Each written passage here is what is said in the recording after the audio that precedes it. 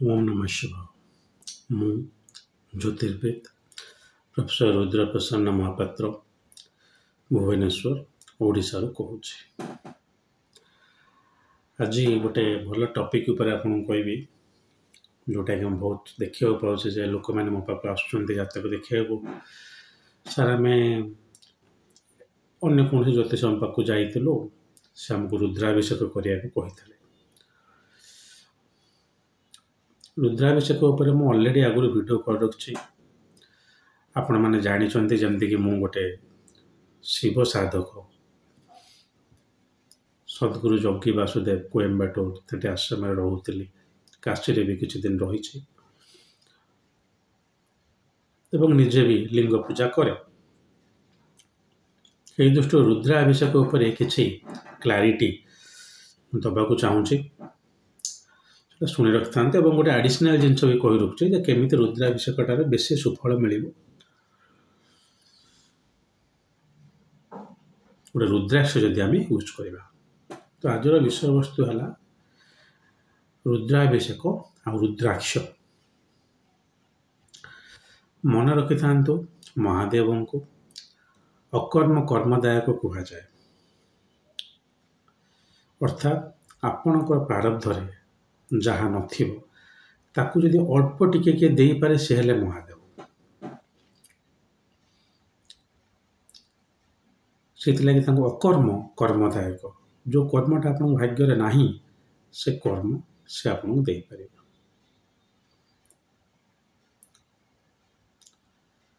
जातक जदि गोटे पिलार कौन गोटे जोग नहीं आप देखुं से जगह आप रुद्राभिषेक कथा कहतु। मनकर आप देखुं गोटे पिलार वर्तमान द्वादश अधिपतिर दशा चली लग्नेश द्वादश बसी मारकर दशा चली तार बहुत देह खराब हो हस्पिटालाइज हो जातक तार सुस्थ रही कौन जगह कर्म देखा जाऊ ना। मनकर से लग्न अधिपति रोगांश बा षष्ठ अंशर नवांश बसी ना षष्ठ अधिपति लग्न अधिपति सहित युक्त हो बस से पिलार देह हाथ सब खराब रही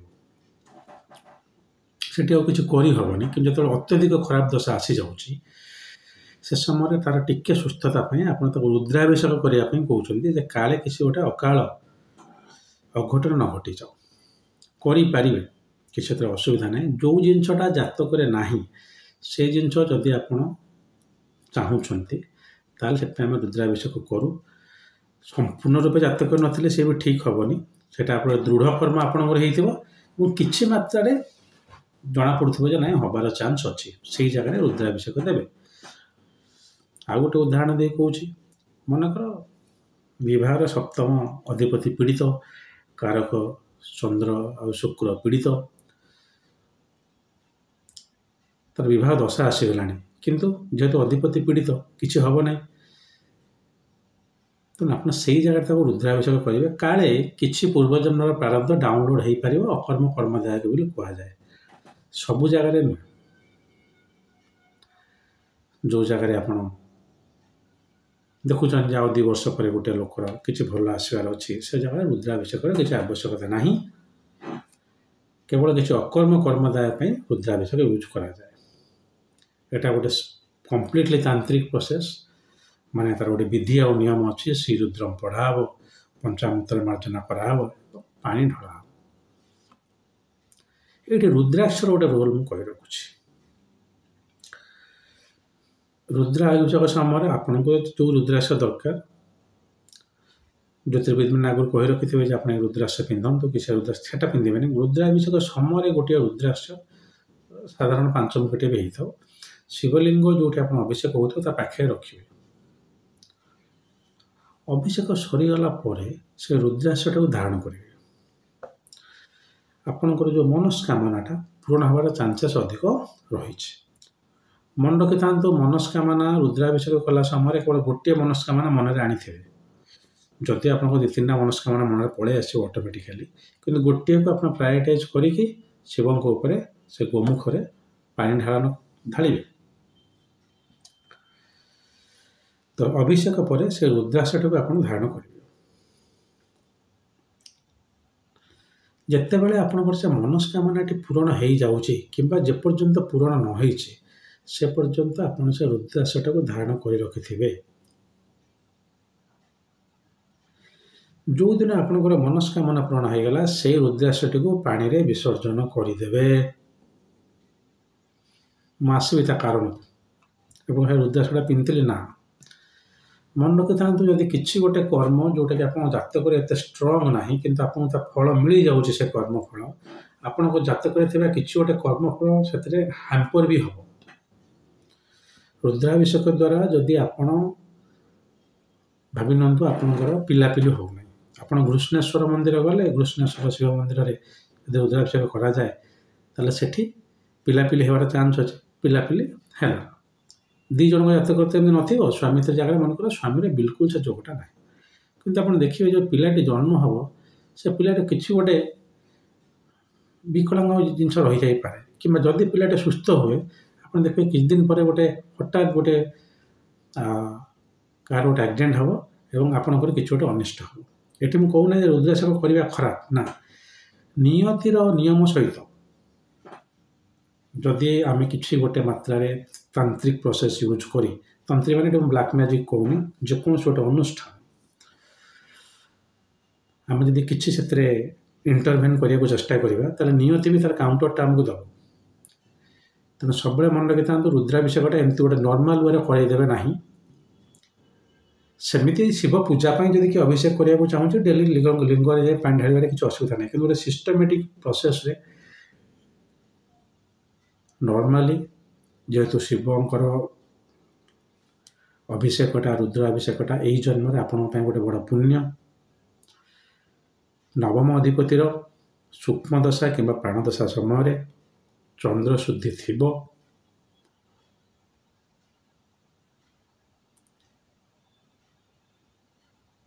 ଜନ୍ମ ନକ୍ଷତ୍ରର ଷଷ୍ଠ କିମ୍ବା ଅଷ୍ଟମ ଉପରେ ଗୋଚରରେ ଚନ୍ଦ୍ର ଯାଉନଥିବେ, ସେ ସମୟରେ ଆପଣ ରୁଦ୍ରାଭିଷେକ କରିବେ। କିନ୍ତୁ ଆପଣଙ୍କର ଯେଉଁ କର୍ମଟା ଆପଣଙ୍କୁ ମିଳିବ, ଆପଣ ଯଦି ସେ ରୁଦ୍ରାକ୍ଷଟାକୁ ଖୋଲିକି ସେ ସମୟରେ ନ ଫୋପାଡ଼ି ଦିଅନ୍ତି ତାହେଲେ ହୁଏତ ରୁଦ୍ରାଭିଷେକ ଦ୍ୱାରା ଆପଣଙ୍କୁ କିଛି ଅଧିକ କର୍ମ ମିଳିଯାଇପାରେ ଯେଉଁଟାକି ଦରକାର ନାହିଁ। ବ୍ୟାଙ୍କରୁ ଯେମିତି ଆମେ ଲୋନ୍ ଆଣନ୍ତି ସେଇଭଳିଆ ଏଇଟା ଗୋଟେ ଜିନିଷ, ଆପଣ ପ୍ରଭୁଙ୍କୁ ପ୍ରାର୍ଥନା କରି ଗୋଟେ ତାନ୍ତ୍ରିକ ମେଥଡ଼ରେ କିଛି ଜିନିଷ ମାଗୁଛନ୍ତି ଯେଉଁଟାକି ଆପଣ ଭାଗ୍ୟରେ ଏତେ ନାହିଁ। ଯଦି ବି ସେଇଟା ଫଳିଯାଉଛି ଆପଣଙ୍କ ଭାଗ୍ୟରେ ଥିବା ଜିନିଷ କିଛି ଆପଣ ହରାଇ ଦେଇପାରନ୍ତି, ଏଇଟା କିଛି ବଡ଼ କଥା ନୁହେଁ। ଆପଣ ନ ହରାଇଲେ ଆପଣଙ୍କ ପିଲାପିଲି ହରାଇବେ, ସିଏ ନ ହରାଇଲେ ତାଙ୍କର ଆପଣଙ୍କ ନାତି ନାତୁଣୀ ହରାଇବେ, ଆପଣଙ୍କର କର୍ମଟା ଯେଉଁଠି ଟ୍ରାନ୍ସଫର କରିକି ଯାଉଛି ସେ ହରାଇବେ।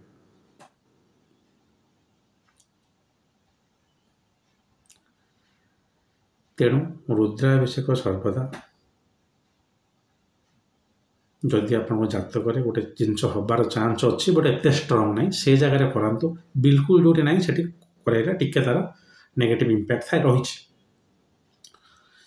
ରୁଦ୍ରାଭିଷେକ କେମିତି କରିବେ? ସାର୍ କରିଦେଲି ଆଉ ବର୍ଷେ ଯାକେ କିଛି ହେଲା ନାହିଁ, ନା, ଗୋଟେ ମ୍ୟାକ୍ସିମମ୍ 3 ମନ୍ଥର ଗ୍ୟାପ୍ ଦେବେ।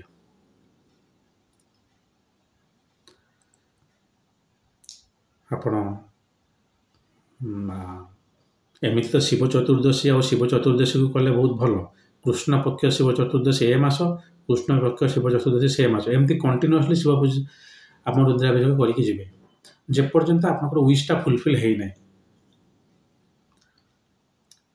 ସେଇ ରୁଦ୍ରାଭିଷେକ ପ୍ରଥମ ଥର ଯେଉଁ ରୁଦ୍ରାକ୍ଷଟି ଆପଣ ଧାରଣ କରିଥିବେ ସେଇ ରୁଦ୍ରାକ୍ଷ ଧାରଣ କରିବେ, ଦ୍ୱିତୀୟ ରୁଦ୍ରାଭିଷେକରେ ଆଉ ଗୋଟେ ରୁଦ୍ରାକ୍ଷ ସେଠି ପକାଇବେ, ତାକୁ ଆ ସହିତ ମିଶେଇକି ଧାରଣ କରିବେ, ତୃତୀୟ ରୁଦ୍ରାଭିଷେକରେ ଆଉ ଗୋଟେ ରୁଦ୍ରାକ୍ଷ ଶିବଲିଙ୍ଗ ପାଖରେ ପୂଜା ହେବ ତାକୁ ଧାରଣ କରି, ଏମିତି ଆପଣଙ୍କର ରୁଦ୍ରାକ୍ଷ ବଢ଼ି ଚାଲିଥିବ, ସେପଟେ ଶିବଲିଙ୍ଗଙ୍କର ଅଭିଷେକ ବଢ଼ି ଚାଲିଥିବ। 9 ଥର କଣ୍ଟିନ୍ୟୁଅସ୍ ରୁଦ୍ରାଭିଷେକ କଲା ପରେ 9 ମାସ ତାପରେ ଯଦି କର୍ମଟି ହେଉନାହିଁ ଶିବଙ୍କୁ କ୍ଷମା ପ୍ରାର୍ଥନା କରି ରୁଦ୍ରାକ୍ଷ ଗୁଡ଼ିକୁ ପାଣିରେ ଭସେଇ ଦେବେ, ଆଉ କଣ୍ଟିନ୍ୟୁ କରିବେ ନାହିଁ।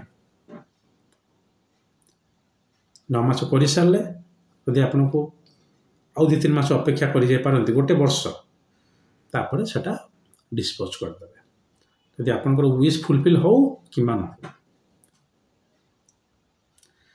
6 ମାସରେ ଥରେ ରୁଦ୍ରାଭିଷେକ କଲେ କିଛି ବିଶେଷ ଫଳପ୍ରଦ ହେବ ନାହିଁ, ଯେପର୍ଯ୍ୟନ୍ତ ଆପଣଙ୍କର ଏ ରୁଦ୍ରାଭିଷେକର ସାଇକଲ ସରିନି ସେ ପର୍ଯ୍ୟନ୍ତ ଆପଣ ସବୁଦିନ ଓମ୍ ନମଃ ଶିବାୟ ମନ୍ତ୍ର ଜପ କରିବେ। ସେମିତି ତା ପୂର୍ବରୁ କରୁଥାନ୍ତୁ, ତାପରେ କରୁଥାନ୍ତୁ, କିନ୍ତୁ ଏଇ ଯେଉଁ ସାଇକଲ ଚାଲିଛି ଏଇଟା ସଂକଳ୍ପ କଲା ଭଳିଆ ଯେ ମୁଁ 9ଟା ରୁଦ୍ରାଭିଷେକ କରିବି ଏବଂ ସେଇ ରୁଦ୍ରାଭିଷେକ ସମୟରେ ମୁଁ ଓମ୍ ନମଃ ଶିବାୟ ପଢ଼ି ଯିବି। ଯଦିଓ ରୁଦ୍ରାଭିଷେକ ସମୟରେ ଓମ୍ ନମଃ ଶିବାୟ ଉଚ୍ଚାରଣ ହୁଏ ନା, ସେ ସମୟରେ ଶ୍ରୀ ରୁଦ୍ରମ୍ ପଢ଼ାଯାଏ, ନମକମ୍ ଚମକମ୍, ସେ ଶୁକ୍ଳ ଯଜୁର୍ବେଦ ହଉ କି କୃଷ୍ଣ ଯଜୁର୍ବେଦ। କିନ୍ତୁ ଆପଣ ଏ ଅନୁଷ୍ଠାନ ନସାରିଲା ଯାଏଁ କରୁଥିବେ। ମନେକର ଆପଣ ରୁଦ୍ରାଭିଷେକ କରିଛନ୍ତି, ନେକ୍ସଟ ମାସ ଆପଣଙ୍କର ୱିଶ୍ ଫୁଲଫିଲ୍ ହେଇଗଲା, ଆଉ କରିବେନି। କିନ୍ତୁ କେବେ ବି ଗୋଟେ ଏମିତି କରିବେନି। ମୁଁ ମ୍ୟାକ୍ସିମମ୍ କହେ ଲୋକଙ୍କୁ, ଆଜିକାଲି ଯେଉଁ ଲୋକମାନଙ୍କର ଯେଉଁ ଭୟଙ୍କର ଆସ୍ଥା ରହିଛି ଭଗବାନଙ୍କ ଉପରେ, ପୁରା ମାନେ ପଚାରିଲେଣି ଏବେ ଲୋକ, ଗଣେଶ କିଏ, ଶିବ କିଏ, ଏସବୁ ମିଛ ଜିନିଷ ଏମିତି ସବୁ କହିଲେଣି ବେସିକାଲି ଆଗ ଆମ ଓଡ଼ିଶା ରାଜ୍ୟରେ। ତେଣୁ ମୁଁ କହେ ହଉ ଠିକ୍ ଅଛି, ଆପଣ 3 ମାସରେ ଥରେ କରନ୍ତୁ, କରିକି ଗୋଟେ ବର୍ଷଟେ 4 ଥର ଆପଣ ରୁଦ୍ରାଭିଷେକ କରନ୍ତୁ, 4ଟା ରୁଦ୍ରାକ୍ଷ ସେଥିରେ ଅଭିମନ୍ତ୍ରିତ କରାନ୍ତୁ, ଧାରଣ କରାନ୍ତୁ। ଯଦି ୱିଶ୍ ଫୁଲଫିଲ୍ ହେଉନି ତାହେଲେ ତା ସତ୍ତ୍ୱେ ବି ସେଇଟା ପାଣିରେ ଫୋପାଡ଼ି ଦିଅନ୍ତୁ। ତେଣୁ ରୁଦ୍ରାଭିଷେକ ଯେଉଁଠି ଆପଣଙ୍କର ଦୃଢ଼ କର୍ମ ପୁରା ଷ୍ଟ୍ରଙ୍ଗ ଥିବ, ଆଉ କିଛି ଆଶା ଦେଖାହେଉନଥିବ, ସେ ଜାଗାରେ ଆପଣ କରିବେ। ଯଦିଓ ଅତ୍ୟଧିକ ଷ୍ଟ୍ରଙ୍ଗ ଭାଗ୍ୟ ଯେଉଁଟା ଥିବ ସେଇଟା ହୁଏତ ନ ହେଇପାରେ, କିନ୍ତୁ ଏମିତି ଦେଖାଯାଇଛି ଯେ ରୁଦ୍ରାଭିଷେକ କରିବା ଦ୍ୱାରା କିଛି ଗୋଟେ ଏମିତି ଜିନିଷ ଯେଉଁଟାକି ଆମ ଭଳିଆ ଜ୍ୟୋତିଷମାନେ, ମୋ ଭଳିଆ ମୂର୍ଖ ଜ୍ୟୋତିଷମାନେ ଏକ୍ସପେସିଆଲି ହାତ ଟେକି ଦେଇଛନ୍ତି।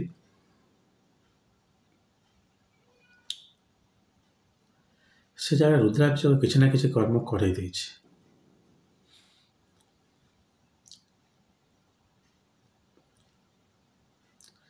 କିନ୍ତୁ ସବୁବେଳେ ମନେ ରଖିଥାନ୍ତୁ, ବାରମ୍ବାର ପ୍ରକୃତିର ନିୟତି ସାଙ୍ଗରେ ଖେଳିବେ ନାହିଁ। ଅର୍ଥାତ୍ ସାର୍ ରୁଦ୍ରାଭିଷେକ କରିଥିଲି, ଯାହା ଗୋଟେ ପୁତ୍ର ସନ୍ତାନ ପ୍ରାପ୍ତ ହେଲା, ଏଠି କୌଣସି ପ୍ରକାର ପୁତ୍ର କିମ୍ବା ପୁତ୍ରୀ ସନ୍ତାନକୁ ମୁଁ ପ୍ରାୟୋରିଟି ଦେଉନାହିଁ। ଦୁଃଖର ବିଷୟ ଯେ ଆଜିକା ଦିନରେ ବି ଲୋକମାନଙ୍କ ମଧ୍ୟରେ ସେ ପୁତ୍ର ପୁତ୍ରୀ ନେଇକି ବହୁତ ଗୁଡ଼ିଏ ଡିସ୍କ୍ରିମିନେସନ୍ ରହିଛି ସାମାଜିକ ସ୍ତରରେ। ଯଦିଓ ଆମର ସାମ୍ବିଧାନିକ କ୍ଷେତ୍ରରେ ଆମେ ସମସ୍ତେ ସମାନ, ତ ସମ୍ବିଧାନଟା ବର୍ତ୍ତମାନ ସମ୍ପୂର୍ଣ୍ଣ ରୂପେ ଇନକର୍ପୋରେଟ୍ ହେଇନି ନା ସୋସାଇଟିରେ। ତ ସନ୍ତାନ ପ୍ରାପ୍ତି ହେଲା, ଏଥର କେମିତି ସେ ସନ୍ତାନଟା ଗୋଟେ IAS ଅଫିସର ହେବ, ସେଥିପାଇଁ ମୁଁ ରୁଦ୍ରାଭିଷେକ କରିବି, ଏମିତି କେବେ କରିବେନି। ନିଜ ଜୀବନରେ ନିଜର ସ୍ୱାର୍ଥ ଫୁଲଫିଲ୍ ପାଇଁ ଥରେ କିମ୍ବା 2 ଥର ରୁଦ୍ରାଭିଷେକ କରନ୍ତୁ, ବାରମ୍ବାର କରନ୍ତୁ ନାହିଁ। ଏଟା ସେଇଭଳିଆ ଜିନିଷ ଯେ ଭଗବାନ ଆପଣଙ୍କ ପାଇଁ ଯେଉଁ ନିୟତି ଲେଖିଛନ୍ତି ସେଥିରେ ଆପଣ ଅସନ୍ତୁଷ୍ଟି ପ୍ରକାଶ କରିକି ବାରମ୍ବାର ଭଗବାନଙ୍କୁ ସକ୍ ଦେଉଛନ୍ତି ଯେ ପ୍ରଭୁ ମୋତେ ଏଟା ଦିଅ। ତେଣୁ ଫ୍ରିକ୍ୱେଣ୍ଟଲି ରୁଦ୍ରାଭିଷେକ କରିବେନି, ଆପଣ କଲେ ବି ବିଶେଷ ଫଳପ୍ରଦ ହେବନି।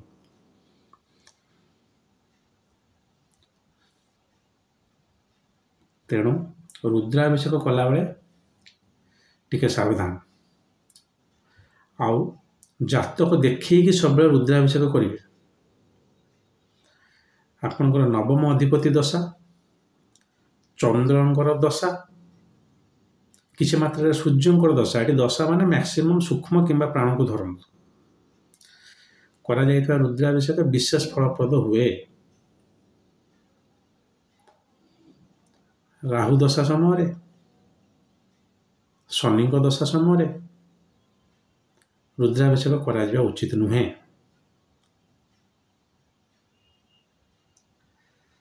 ଆପଣଙ୍କର ନବମ ଅଧିପତି ଚନ୍ଦ୍ର କିମ୍ବା ସୂର୍ଯ୍ୟ, ଲଗ୍ନ ଅଧିପତି ଦଶାରେ ମଧ୍ୟ କରିହେବ।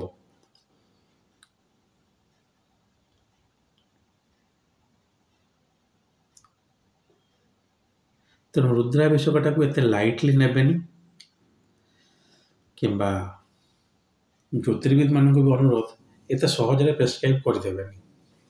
ପ୍ରଥମ ଜିନିଷ ତ କହି ରଖୁଛି, ଜ୍ୟୋତିଷ ଶାସ୍ତ୍ରରେ ରୁଦ୍ରାଭିଷେକର ବର୍ଣ୍ଣନ ନାହିଁ କହିଲେ ଚଳେ। ମୁଁ ତ କାହିଁ ପଢ଼ିନି, କେଉଁଠି ବୋଧେ ଥାଇପାରେ, ଟିକେ ମୁଁ ପଢ଼ିନି। ବେସିକାଲି ଜ୍ୟୋତିଷ ଶାସ୍ତ୍ରଟା ବୈଷ୍ଣବାଇଟ୍ ମାନଙ୍କର, ଯେହେତୁ ବିଷ୍ଣୁଙ୍କର ପୂଜା, ସର୍ପ ପୂଜା, ବିଭିନ୍ନ ପ୍ରକାର ପୂଜା ବିଷୟରେ ଲେଖା ହେଇଛି, କିନ୍ତୁ ରୁଦ୍ରାଭିଷେକ ବିଷୟରେ କେଉଁଠି ହୁଏତ ଲେଖା ହେଇଥିବ, ବଟ୍ ବେସିକାଲି ପ୍ରାଇମ୍ କ୍ଲାସିକ୍ସ ତାର ବିଶେଷ ସାଇଟେସନ୍ ନାହିଁ।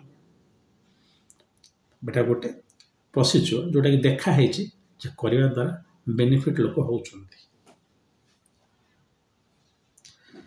तो रुद्राभिषेक सांगरे निजर भाग्यटा को आगे देखु दशा को देखिकी रुद्राक्षटा को इनकर्पोरेट करिकी रुद्राभिषेक करंतु कंटिन्यूअसली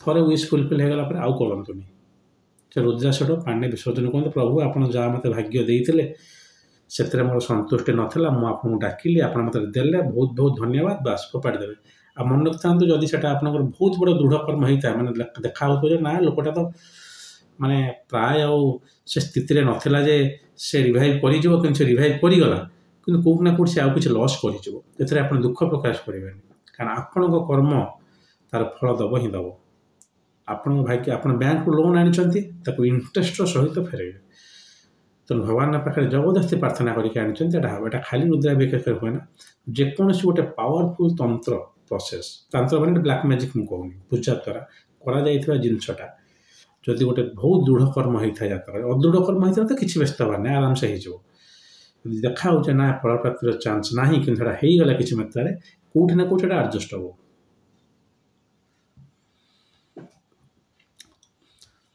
तो ये मुझे कहूना आप रुद्राभिषेक करूँ लिंग आप घरे भी छोट लिंगटे रखिकी डेली अभिषेक करपारती डेली आप ओम नमः शिवाय करपारती मानस अभिषेक भी करपारती जे आप मने मने जे मुझे शिव को क्षीर अर्पण कली मुझे शिव को जल अर्पण कली इत्यादि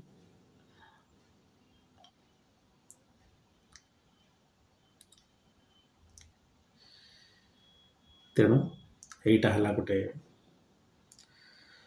मोर निजस्व मत जेहेतु आज के प्राय 10 वर्ष ऊर्ध हम 10 वर्ष ऊर्ध मान कहले फुल टाइम यस 10 वर्ष ऊर्ध हम 2014 मसीह मैं शिव पूजा में संपूर्ण लिप्त ता पूर्व जदिव करी फुल टाइम नुहे तो मो निज अभिज्ञता मुझे कहूँ रुद्राभिषेक सर्वदा सब जगह आवश्यकता ना किसी गोटे कम होनी बोली रुद्राभिषेक कर दि जाऊला कि आजिका डेट में जातक देखिपर जदि का भाग्य किसी जिन अच्छी आज ना वर्ष पर मिल से जगह रुद्राभिषेक कौन प्रकार आवश्यकता ना कारण अकर्म कर्मदायक सी महादेव जो कर्मटा भाग्य अच्छे मिले आगे हाथ जोड़िया किसी दरकार ना हो आशा करें मुझे जहाँ कहले बुझीपारे रुद्राक्षटी केमती यूज करेंगे आप 5 मुखी जगह 6 मुखी 7 मुखी जिते जिते अधिक मुखी यूज करेंगे बेटर बट 8-9 मुखीटा कस्टली हो तेनाली 7 मुखी पर्यंत आप पिंधिपारे कंटिन्यूअसली गोटे करेंगे वर्ष जाए रुद्राभिषेक तापर जदिव खपाड़ देवे